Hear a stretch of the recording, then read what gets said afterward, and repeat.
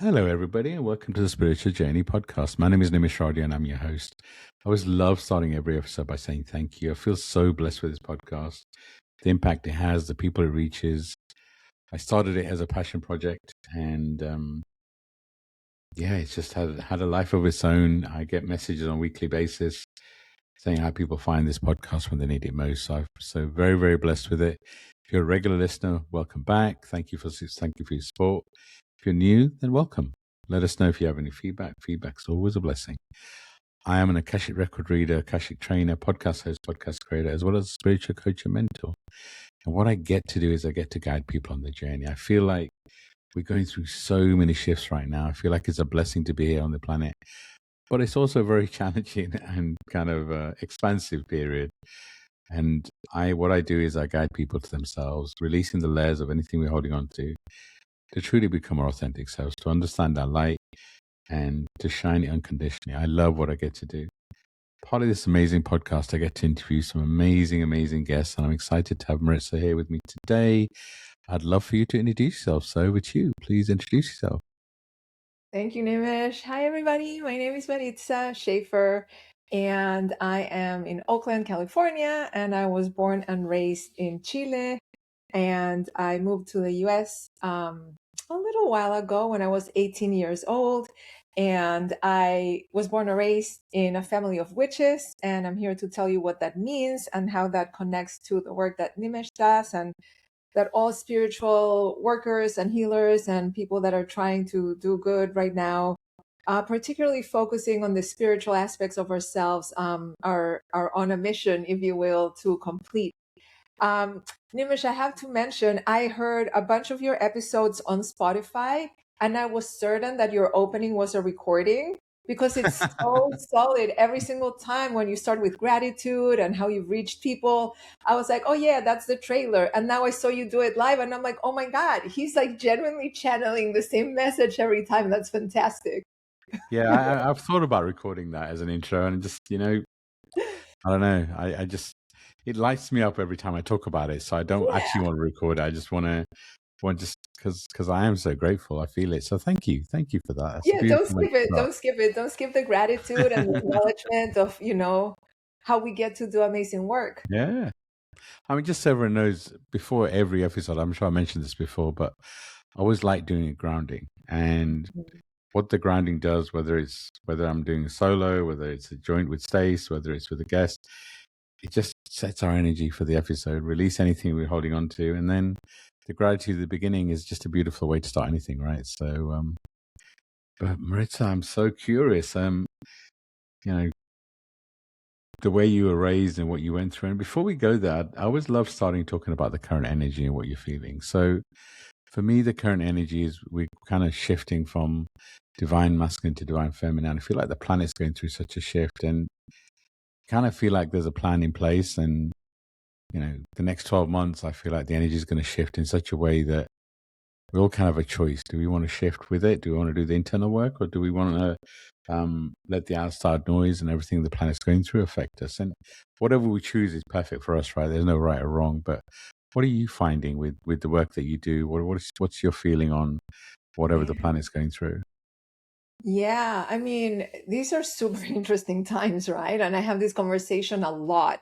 And people, just clients, colleagues, friends, they're like, oh my God, everything is so scary, right? Like in the Yeah. US, the political scene is radically, mind-blowingly different than anything people had a precedent for before. And that's very, very scary.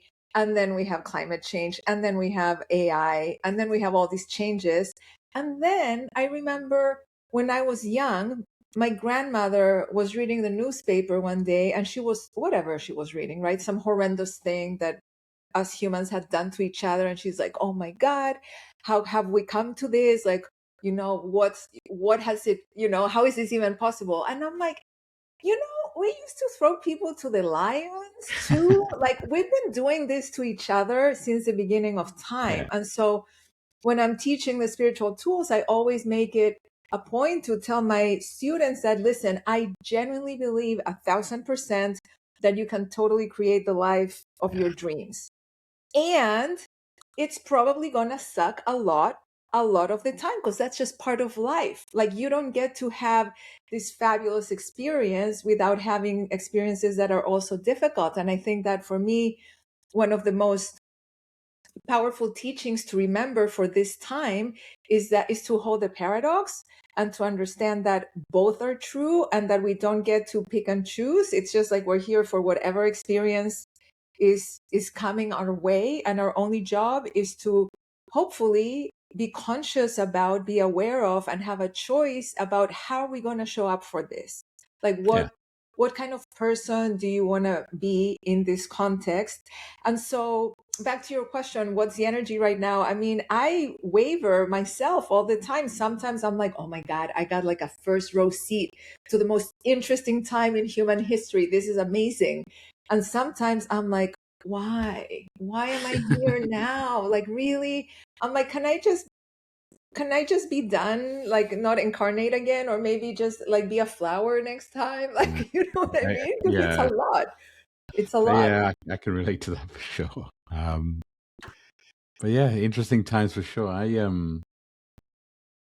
I always say, look, we can't control what happens to us. We're a soul having a human experience, but we get to control how we respond to what happens to us. And I feel like if you do the work, if you're conscious, you're present, then you get to kind of respond rather than react. And I don't live in the US, so I don't face the we in the UK we have our own crazy, but not to the Right. level of you guys have. But again, I see the masculine breaking down. I feel like the masculine has to break down all these egos that we put on a pedestal. Um, I feel like everything needs to break down. So I actually feel like this is all part of the plan. We I feel like a lot of us have been activated to be that light worker, to be that bridge, to give people a different way of being. And while we're still working on ourselves, so I'm curious, does that resonate with you in terms of, are you finding a shift in people you work with where people are starting to maybe feel a little different with the energy? I know we've just shifted into um, the new Chinese year, fire horse, and eclipse season and all that sort of stuff that's happening on the planet. Mhm. But I'm just feeling a different energy, and it still feels intense. But I'm just curious, what are you feeling energetically? Yeah. I mean, the main thing I think for me that's been different recently is that some of us have been, I don't know, aware, if you will, to a shift that's happening at a planetary level for quite a long time. And it's not an event, right? It's not like, okay, today, Yeah, boom, we're done. It's like a yeah. process. And All of a sudden, it's Chinese New Year. My everything shit. It doesn't work that way, right? no, I mean, I wish sometimes, but then Yeah, imagine the shock of like everything being different overnight. Like, our systems would just be so overwhelmed. But what I think is different now is that more and more people are aware of what's going on. And it sounds more, and it's become more and more mainstream to say, hey, the way we're being as people, at least in the Western Hemisphere, is really not working for us, for the vast majority of us. And so we need to find a new way. And so while, I don't know, a couple of decades ago, that sounded very fringe and very hippie or very new agey, today people are like, oh, absolutely. And also, whether you believe it or not, it's happening right in front of our eyes. yeah, Like, all the structures, the institutions are crumbling. And so whether you think it's going to happen or not, we're in it. Right. And so I yeah, think that the important thing at that point is, like you said, to be able to respond and not freak out, or freak out and get through it and then have a moment of choice. I think the biggest challenge, though, I'm super curious, Nimesh, to hear your opinion on this, is that I feel that most of us are not brought up, are not taught to have emotional maturity, to have spiritual practices, to have the ability of choice, right? Because you're saying we can choose how to respond. And I'm like, yeah, if we're lucky, like, many of us feel like it's out of our hands because they've never been taught how that could be a possibility. And so I think that's a big part yeah, of the work right now, giving people access to their own power, helping them, not giving, like, I'm nobody to give anybody access to their own power, but sharing pathways and tools and ideas and practices, right, that can help us reconnect. yeah.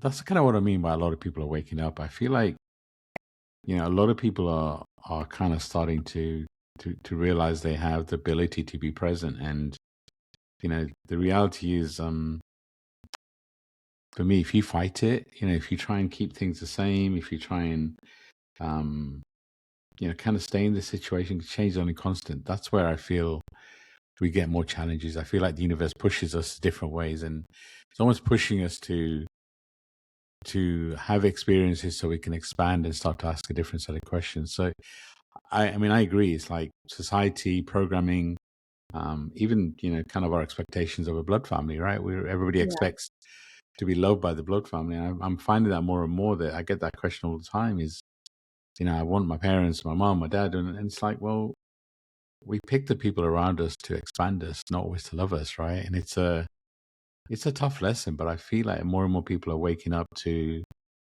realizing they have control over who they pick to be around them. Mm-hmm. And when you realize you have a choice, um, then that either empowers you or scares you. Yep. Because it's Or like, wait, both. hold on. Are you saying I manifested all of this? Are you saying that, this is what I chose as a soul? And the reality is, yeah, that is what you chose as a soul.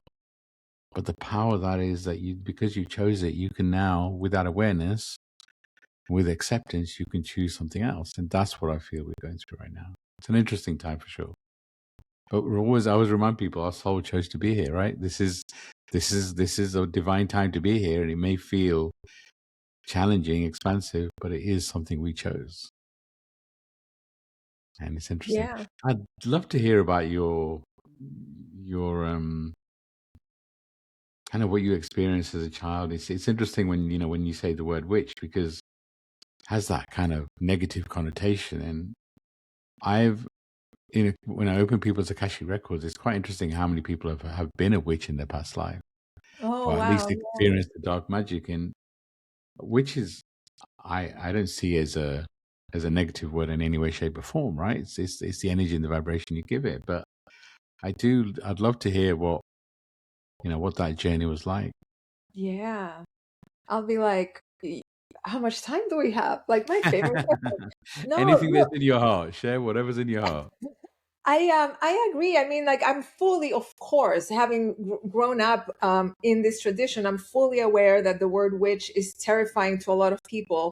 I first want to tell you about what a witch is, and then I'm going to tell you about what a witch is not and why I think that happened. Right. So basically, the way I define a witch is a woman, or it could be a man as well, but usually a woman who is really connected to what I call the reality of nature, to earth, right? And so, for example, there's a couple of axioms that we use and that are part of the tradition. And one of them, and it sounds so stupid when you say it out loud because it's so obvious, right? And it's that everything is born, grows, dies, decays, and is reborn.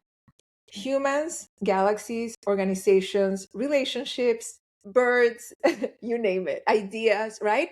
And so it's like, how is that related to magic? Like, why is that special? That's special because the majority of the population is fighting that basic notion, right?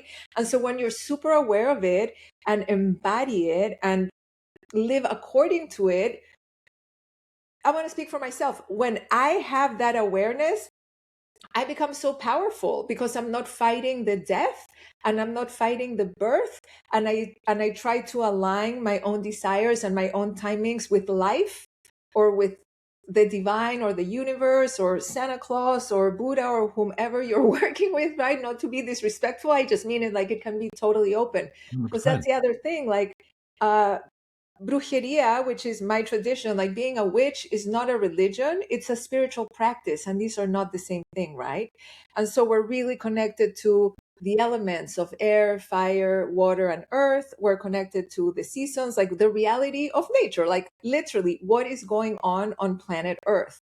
And so over time, that's the tradition includes a lot of power that, like we were talking about just a minute ago, if you're not really paying attention and you're unaware that you have access to I guess what I'll call invisible realms that I know you're also very familiar with, being an Akashic record worker, right? If you don't know those things exist, they sound crazy, they sound scary. And I think that the reason that witches are terrifying is because they are a threat to the current system, right? Like if all women and men, but even let's just start with the women, if half the population on earth was fully empowered to connect with their spiritual life and act on their agency, the entire current neoliberal, capitalistic, racist, white supremacist system would collapse. So, of course, witches are demonized because if they weren't, some people would lose a lot of money. Like, and I mean that quite literally, right? So, that's my theory of why there's been such a propaganda machine. Imagine if you know how to work with herbs and you know how to heal people, and then somebody wants to have the monopoly over those medicines, and you're like, dude, I can grow them in the backyard. What are you Yeah. talking about? I Well, mean, then things are we're shifting, though, right? Things are shifting. It's an interesting. I mean, I also think there's an element of people fear what they don't understand, correct. and if you can't put it in a box, it's kind of like. And then you watch it on movies, and so I think I agree. There's a lot of control, but I feel like there's also the fear also comes from lack of understanding. Totally. And the mystery, right? Because that's I teach these spiritual tools that I grew up with. And what I keep insisting that my students open their hearts to and open their minds to is that I can't really explain to you what we're doing, because what we're doing is a very personal relationship between you and spirit, or the aspect of you that is divine. And I can't put that in a box for you. I can't talk about it, not because it's a secret, but because it's unspeakable, because it's 100% experiential, and your soul's experience is not something that I can mediate for Yeah, you. And and like you said, it's scary for people, because then it's a little bit like, well, am I on my own then? It's like, no, not really, but you do have to do your part. Like yeah, nobody can have a spiritual awakening on your behalf, right? yeah. Very true. Very true. So, And that but can get yeah, so I mean, scary. it is an interesting journey, right? I mean, the difference between spirituality and religion for me is spirituality is more of a journey of the soul. It's more of a kind of a religion kind of gives you the rules. If you want to follow them, that's okay. If you don't, you don't. But yeah, even the four elements, and I just I can relate and resonate so much with what you say. So I love it. But tell me about your journey. Tell me about what did that mean? Kind of, Yeah. you trying to fit in, maybe lead a program life. What did that? How did that even look on your journey?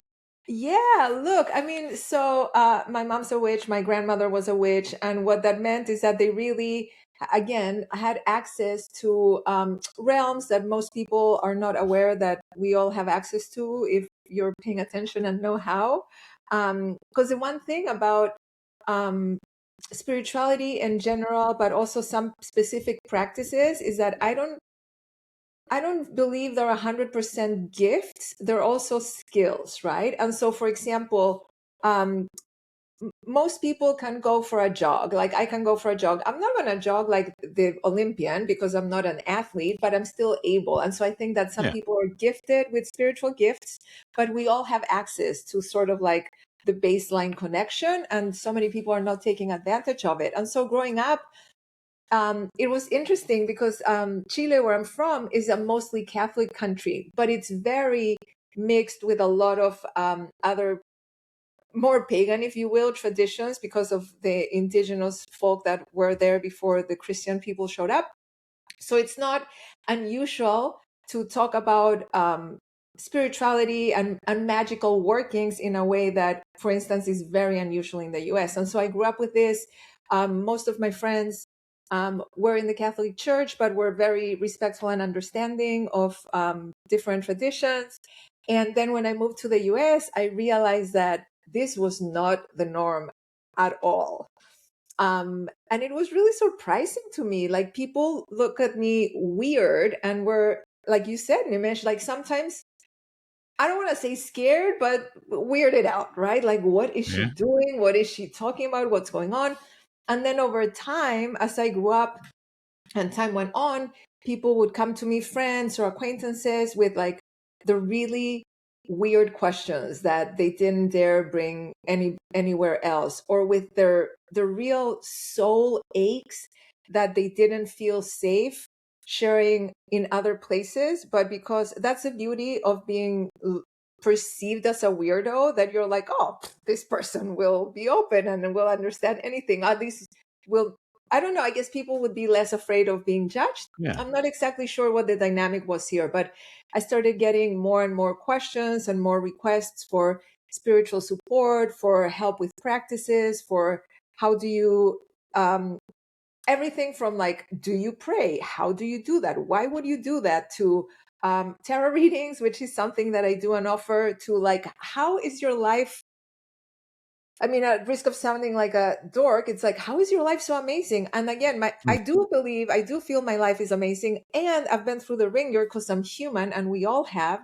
But people noticed there was something different about me and they were curious about it. So over time, I always had it in the back of my head. Like I taught some workshops here and there, teaching some basics. But then about 5 years ago, was it at this point, something like that, I decided to start teaching more seriously, and I started bruja school, which literally means witch school. Bruja is the word in Spanish for witch. And so I share about my practices, how I work magic, which is, in my tradition, again, magic, I like witch, very confusing term. People don't understand what it means, but it's basically the craft of transforming reality, right? And so some people have heard about this, maybe as manifesting, and it's similar but not quite the same thing.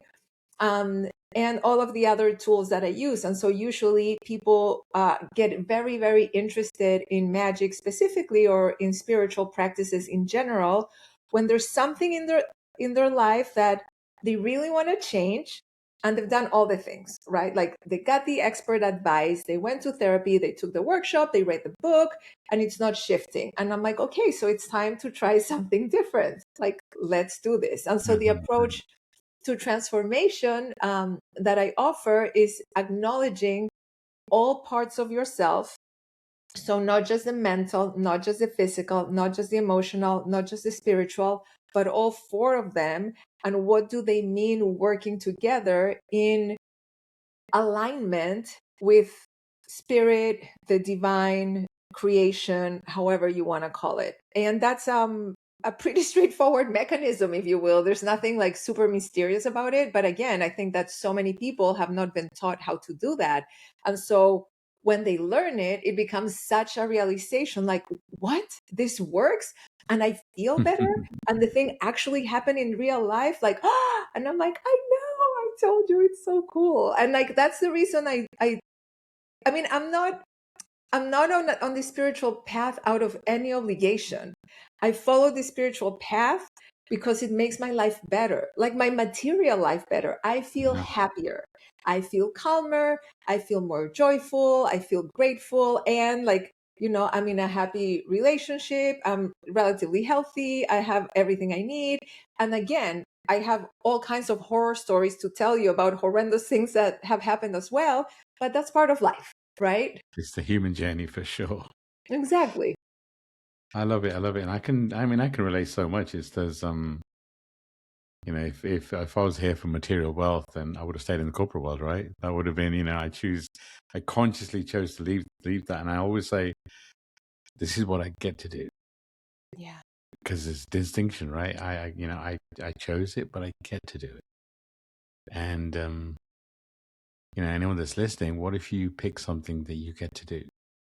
Something that lifts your soul. And I do feel like a lot of people are being pushed to do something different, in this new paradigm. And, you talk about the four bodies. That's exactly the work I do: physical, mental, emotional, spiritual. It's like, guide people through, because, I love the spiritual side. If I could spend all my time floating around with the guides and the beings, that's what I do. But, we're human.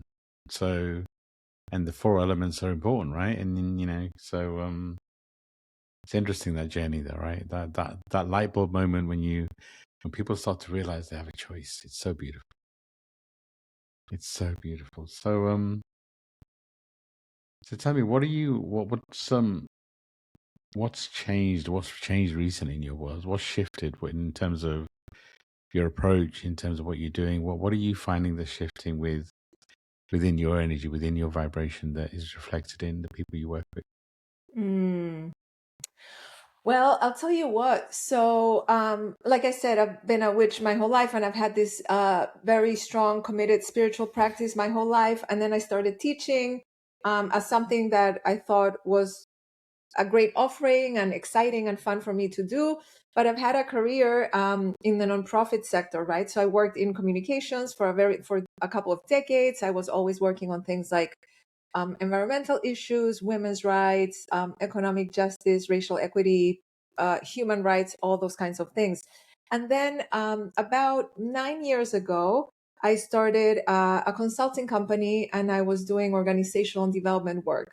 So I was helping team building and strategic development and organizational culture. And I still do quite a bit of that work, and I love it. And part of the reason that I'm really good at it is because of my spiritual practice, right? Like, one gift that I bring to those spaces is that I'm absolutely unfazed by the truth. I'm like, oh, this is what's going on. Let's name it. Let's work through it. And there's so much fear of doing that in those kinds of environments. The reason I'm telling you this whole story is because that's been my main focus for the last several years. And Bruja School, I've been doing kind of like a little bit on the side, like slowly building my website, like trying different tech tools to share the learnings and all that. And then I'm going to say over the last maybe 3 months, it's been like that felt a little bit like a switch flipped in a way, because it's just so obvious to me that I need to do more and more of this work. And I don't want to leave the other work because of my own um sort of ideology, if you will, my own personality. I believe that my spiritual work is probably the most important thing that I do, but also my work in real world social change is super important to me. So I'm trying to find a way to balance both. But never in a trillion years did I think it was going to become, no, you need to be teaching spiritual tools. Like, this is your thing. And I'm sure you can relate to that, having had a past life in the corporate sector. And I had a mentor once who, again, was a English professor, and he got the message that he needed to do spiritual work. And he was telling me right about the time I was starting my consulting company, he's like, did a reading for me, and he's like, your business is magic. And I'm like, and I thought that was a metaphor. And I was like, oh, that's so cute. And now I'm like, oh my God, he wasn't kidding. And he shared with me, he's like, listen, I was a professor at a university. It was like all fancy. Everybody thought it looked good, all the things. And now I'm like doing this. Like, do you think I was excited about that? Not at first. But then, but he's like, at the time, he was like, and now you couldn't imagine doing anything else. And so that's something that's happening for me at the moment. And it's so, back to your original question, it's so perfectly timed with what's going on in the world. I'm like, yeah, I don't think we can afford to have anybody dabbling, right? Like, this is what's needed. And like, this is where life is going to put me to do that work, because that's what needs to be done right now. And I can love it or hate it or anything in between, but that's what's going on. And so I'm choosing to love Yeah, it. And I genuinely do. that's so beautiful. And isn't it interesting when we let go and we just trust? And I often get the, oh my God, you were so brave to leave the corporate world. I left a senior director role. I wasn't pushed. It's a really good company, open source, whatever. But I don't feel like I had a choice. It was really interesting. It was like I didn't fit into that world. It was like and I don't actually, if I go back to the energy of it, I don't actually feel like it was a choice. Humanly, yes, I made the decision, but did I really? Yeah, it was a calling more than a choice. And it's interesting when you move out your own way and you trust. And it may be scary, right? What's being courageous? What's being courageous is having fear and doing it anyway, right? So but it's following that nudge and it's following that, so no, I love it. I'm excited to see that shift unfold, because the more we hold on to that old version of ourselves, the more difficult it gets. So anyone that's listening, if you're going through something similar, then my advice would always be is the more you can trust, and the ego wants to keep things the same, and the more that you can just trust that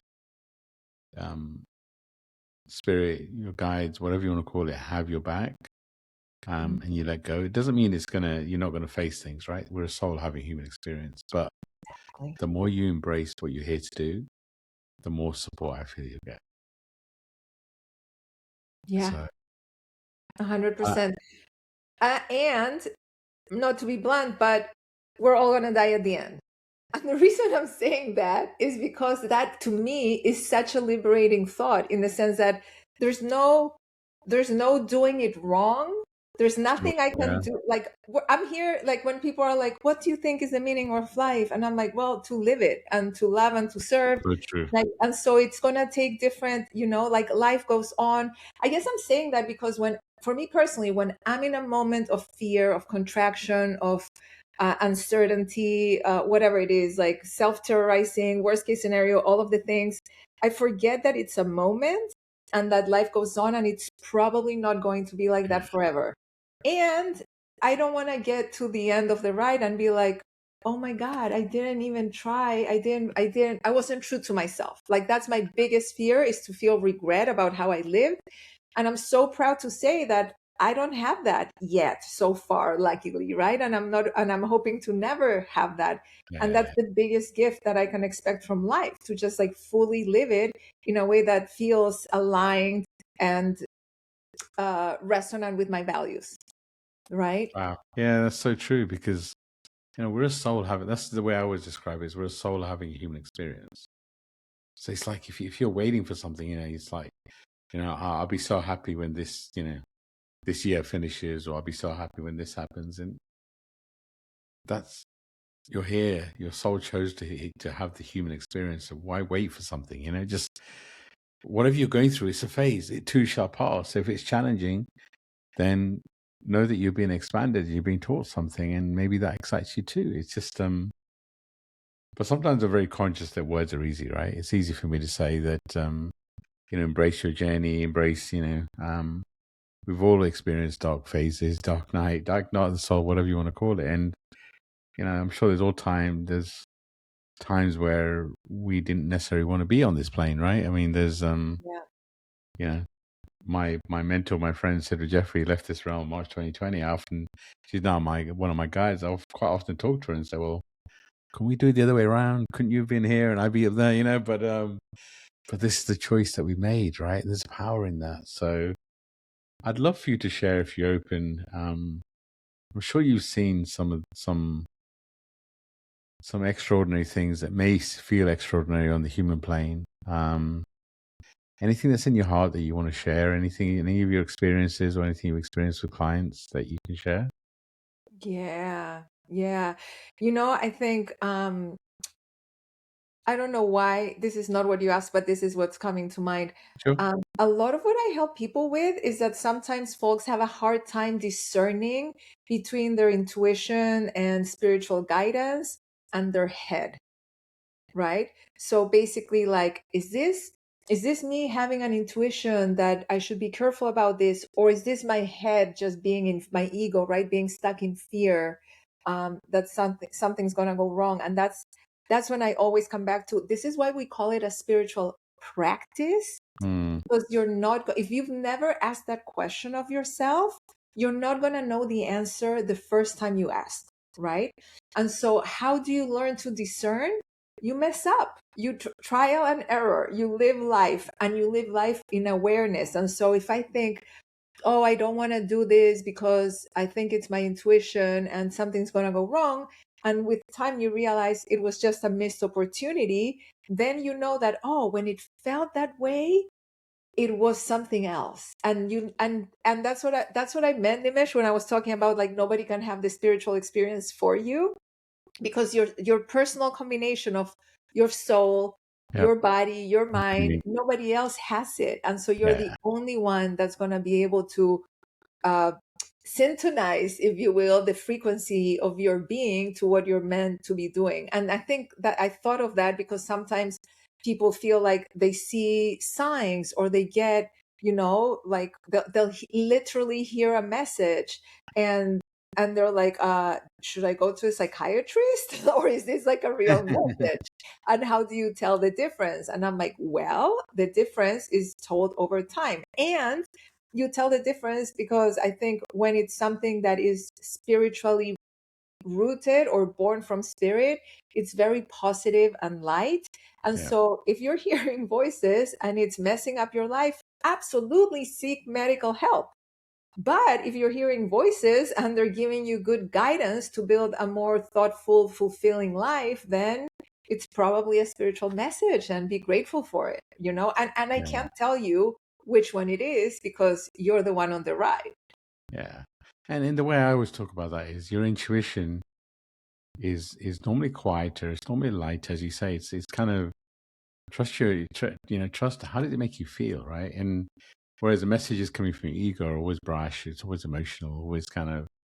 Whereas your intuition, it doesn't always speak. It's sometimes it's a feeling, sometimes Yeah, it's a visual, whatever. And it's like a lot of people get frustrated. I don't see things, I don't hear things, whatever. But however you hear or receive is perfect for you, and it's normally light. So yeah, no, I couldn't agree more. It's a muscle. Because it's interesting you talked about kind of gifts earlier, and for me, our light, our energy, our vibration is our natural gift. The mm, things that we learn, like Akashic records or whatever you want to call it, for me, they're modalities. They're modalities. They're things I have access to on my shelf that I correct. can pull on, and but they don't define who I am. They're a skill that I've learned that I have access to that I can use to heal myself and to heal others. But it's like a lot of people are, oh, I'm going to learn Reiki and that's going to, or I'm going to learn that.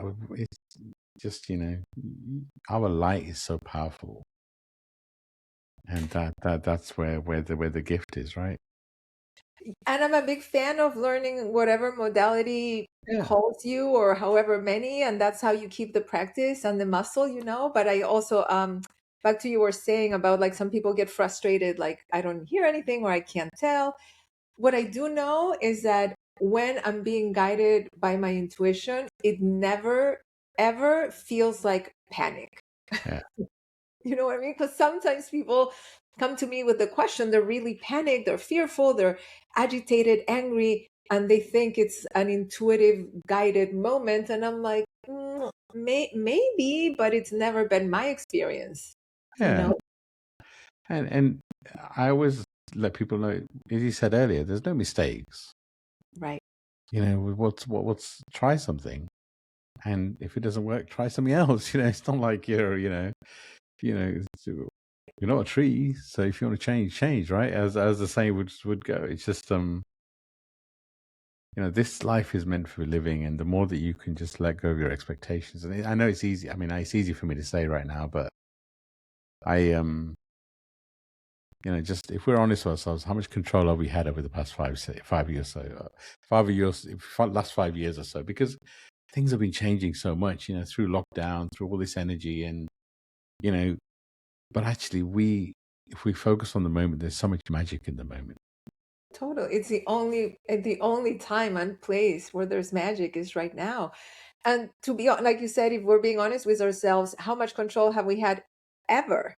It just Yeah, became a lot more obvious over the last 5 or so years, but it's always this illusion of control. But the 100%. reality is Yeah, that anything can change radically any moment. And I think that thinking about it can be kind of paralyzing because it's too much to handle.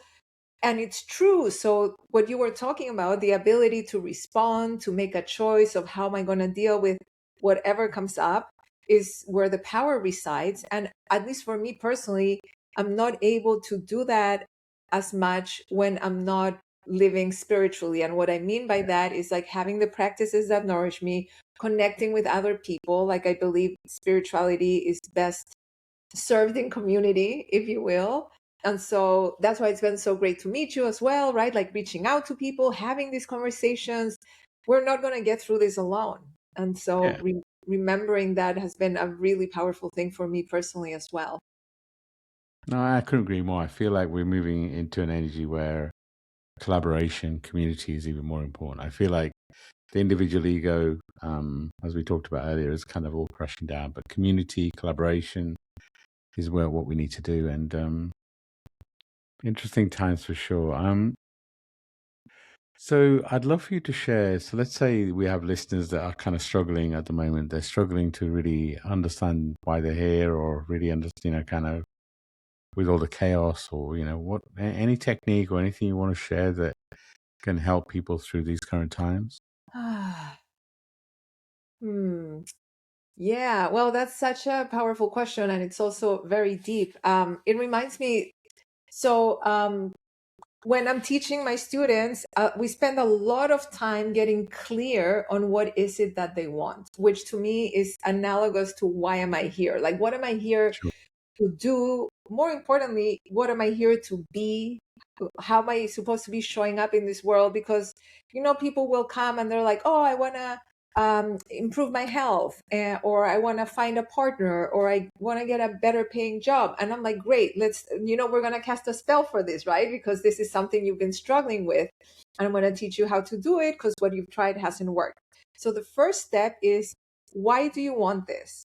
And then why, asking yourself why many many times so you get to the core, because then what you realize is that it's usually the same thing for everybody, right? It's like whether you feel that it's your health or money or career or a partner or any other aspect of your life, at the end of the day we all want to feel like we're valued, we're contributing, we love and we're loved back, we have the capacity to enjoy our lives, right? And so the path is really, there's 1,000 ways to kneel and kiss the sky. And so, yes, we're all after that. But like you were saying, Nimesh, with the modalities, like for you, it might be Reiki. For you, it might be the tarot. For you, it might be getting married and having babies. For you, it might be having a Sure. corporate career, Mm. right? And so what gets you to that answer is living in the question, right? It's like never think that it's going to be, oh, it's that one thing and then it gets resolved, because how boring would life be? Back to your point of like, we're always waiting for the next thing. It's like, when this happens, then I'll be happy, or when that happens, everything will be okay. Even if that happens, and even if everything is okay, then you'll be like, okay, what next? And then you're going to be after the next thing, and there's nothing wrong with that. I think Yeah. that's human nature, and I always want to want what I want, and realize that it's always a moving target, and so that if I'm not fully present in the ride, then I'm missing the whole thing. Because even the moment of accomplishment of getting the thing that you thought you wanted is going to be like, okay, great, now what? And that's how so many people come to search spiritually, because they've had that experience. They Yeah. get all the accolades, the cash and prizes, whatever it is that they were looking for. And they're like, is this it? Like, whoops, I Yeah. think I missed something, right? And so, yeah, like part of what I offer is all of the methodologies and tools to be able to reconnect to yourself, to never keep um, too far away from your path, your practice. And that is such an individual thing. So you get to Yeah. create your own, which I think is the most beautiful thing, like your own life and your own spiritual practice. I couldn't agree more. I mean, it's like so often we wait for some big epiphany in the sky. Oh my God. And then I know what my destiny is or what my purpose is. I'm like, what makes you think you only have one purpose, one destiny? Yeah, What if you have multiple? And, for me, I'll always say my why, my purpose is anyone I connect with, I want to leave them better than I found them. And that exactly. means I can do podcasting, I can do public speaking, I can do whatever I want. Because as long as one person listens to this podcast every day, then someone's going to get something from me, right? So I've achieved my purpose, and it frees me up to do whatever else I want. Because we get so trapped in, I want to know what I'm here, and just, what if it's not that complicated? So, I heard once this quote that made a big impression on me, because I thought it was funny, but also it's only funny because it's true. And it was, God's will is what's happening. right? Like if you believe there's a God and that they're powerful in whatever, like whatever, like what does God want? I have to believe that God wants what's happening, because otherwise it would be different to match what God wants. Yeah. And so it's funny to me because it's really, it's a hard pill to swallow. Like you said, if I'm in a position where I'm like, be in the present moment. Well, what if my present moment sucks?